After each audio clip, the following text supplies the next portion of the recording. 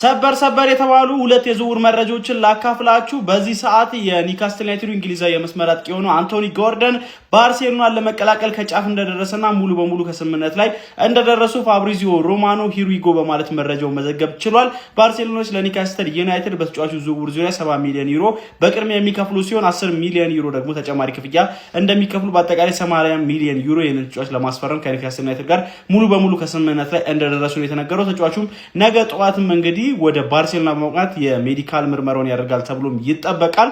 ባርሴሎናዎች አዲስ የመስመር አጥቂ ለማስፈረም ከጫፍ ደርሷል። የወረቀት ስራዎች ብቻ የቀሩት ዝውውር ነው። ሁሉም ነገሮች አሁን ላይ ተጠናቋል። ከሊቨርፑል የለቀቀው ሌጀንድ ሮበርትሰንም እንግዲህ ወደ ቶተንሃም ሆትስፐር እንደሚያቀና ፋብሪዚዮ ሮማኖ ሂሩይጎ በማለት ማራገጥ ችሏል። ተጫዋቹ እንግዲህ በፍሪ ኤጀንት እንደሚገኝ ይታወቃል። ታዲያ ዝውውርም ለመጥለፍ የጣሊያኑ ክለብ ጁቬንቱስ በመሃል ለመግባት ጥረት እያደረገ የነበረ ቢሆንም ነገር ግን ተጫዋቹ ኦልሬዲ ከቶተንሃም ሆትስፐር ጋር ከስምምነት ላይ መድረሱ ነው የተነገረው። ስለዚህ ተጫዋቹ የወረቀት ስራዎች ብቻ የሚቀሩ ሲሆን ሙሉ በሙሉ ከስፐርስ ጋር ስምምነት ላይ መድረሱን ተከትሎ ቶተንሃም ሆትስፐርን ይቀላቀላል ተብሎ ይጠበቃል።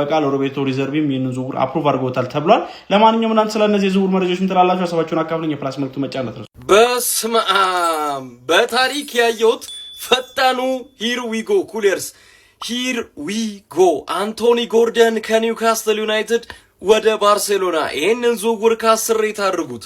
እንግዲህ አንቶኒ ጎርደን እንግሊዛዊ የመስመር ተጫዋች እንግዲህ ከኒውካስትል ዩናይትድ 70 ሚሊዮን ፓውንድ ቀጥታ የሚከፈል ከጭማሪ ክፍያዎች ጋር 80 ሚሊዮን ፓውንድ ማለትም 10 ሚሊዮን ፓውንድ ቦነስ ለኒውካስትል ተከፍሎ ወደ ባርሴሎና እንደሚመጣ ተረጋግጧል። ተጫዋቹ በነገራችን ላይ በነገው ዕለት ወደ ካታላኑ ክለብ ባርሴሎና የሚያመራም ይሆናል። የሕክምና ምርመራውንም ከዓለም ዋንጫው በፊት አጠናቆ በይፋ ይህንን መለያ የሚያጠልቅ ይሆናል ማለት ነው።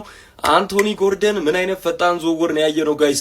እኔ ምናልባት ይሄ ፈጣን ዝውውር እንደ ምሳሌነት ያገለግላል። ለምን ለሌሎች ዝውውሮች አሁን ወደ ገበያው በደንብ እየገባን ይመስለኛል። ባርሴሎና ተመልሷል። ፋይናንሻል ሲቹዌሽኑ እንዳየሁት ከሆነ ቀላል አይደለም በዚህ ፍጥነት ዝውውሮችን መጨረስ። ያው ላለፉት ሳምንታት በጣም ተያይዞ ነበር ስሙ ሲሰራበትም የቆየ ይመስለኛል። እንደው ዣኦ ፔድሮን ተባለ እንጂ ወደ እንግሊዝ የሄደበትን ምክንያት ዴኮ አይ ቲንክ የአንቶኒ ጎርደንን ስራ ለመጨረስ ነው እና ይመቸው በትክክለኛው ሰዓት ሄዱ ትክክለኛ ዝውውር አጠናቆ ነው እንግዲህ እየመጣ የሚገኘው። ብዙዎቻችሁ ተቃውሟችሁታል ይህንን ዝውውር።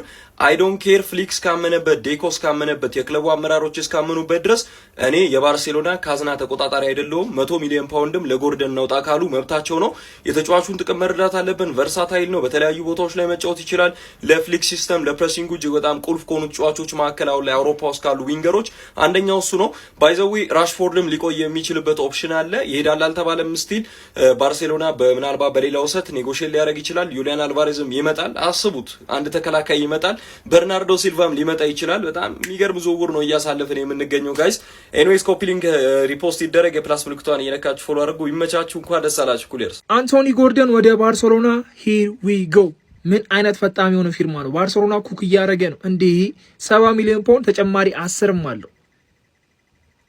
ምን ሊያደርግ ነው ያሰቡ? ጭራሽ ደግሞ ማለት ነው ምንም አፌክት ያደርገውም የዝውውር ራሽፎርድንም ሆነ ሌላ ተጨማሪ አጥቂ ማስፈረም ይችላሉ። አልቫሬዝ ነው እንግዲህ እየተባለ የሚገኘውና ራፊኒያ፣ ያማል፣ አንቶኒ ጎርደን፣ አልቫሬዝ ራሽፎርድንም ከጨመሩ ይሄ ቲም ሌላ ታሪክ ውስጥ ነው የሚገቡ። ግን ባርሳ የሚያስፈልገው ሜን ነገር ከስትራይከር ውጪ ተከላካይ እንደሆነ አውቃለሁ። ግን ይህ ዝውውር በጣም ጸዴ ነው፣ አልተንዛንዛም።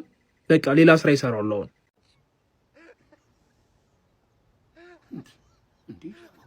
እኔ ባእል ነው አንድ ቀን ሶሻል ሚዲያ አልገባም ብዬ ማለት ነው ቀኑን ሙሉ ሰላም ብሆን ማለት ነው ሁለት ተጫዋቾች በአንድ ተዘዋውረው ጠበቁ።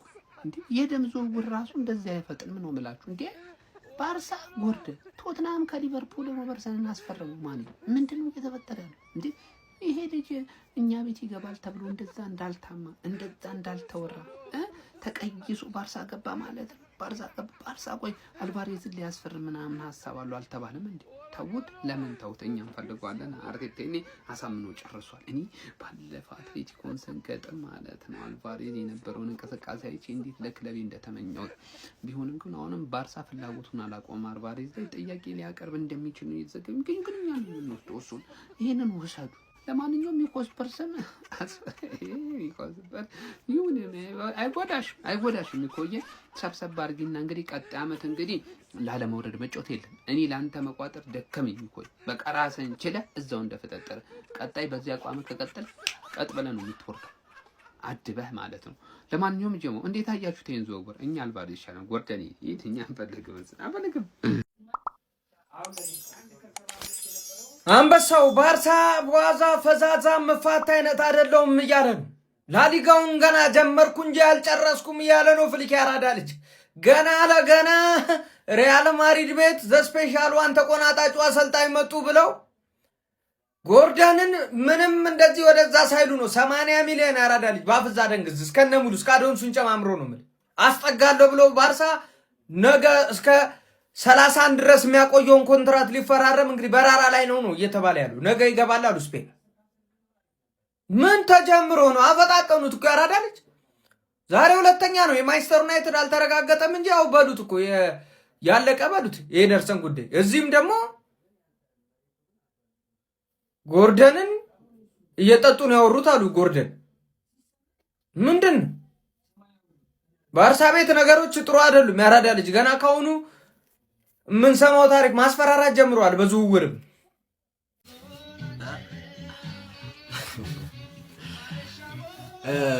ገና እየተነጋገሩ ነው የሚለውን ዜና ሰምተን ሳንጨርስ ፋብሪዚዮ እንግዲህ ከደቂቃዎች በፊት ሂሪጎ ብሎታል ማለት ነው። የአንቶኒ ጎርደንን ዝውውር ማለት ነው። ዝውውሩ አልቋል። ባርሴሎና መፈረሙ ተረጋግጧል ማለት ነው። በምን ያህል ፍጥነት እንደሄዱ ግራም ያጋባ ነው። በጣም የፈጠነ ዝውውር ነው። እንግዲህ እስቲ ዝርዝር መረጃዎቹን ደግሞ ሰምቼ በሌላ ቪዲዮ መጣላችኋለሁ። ይመቻችሁ።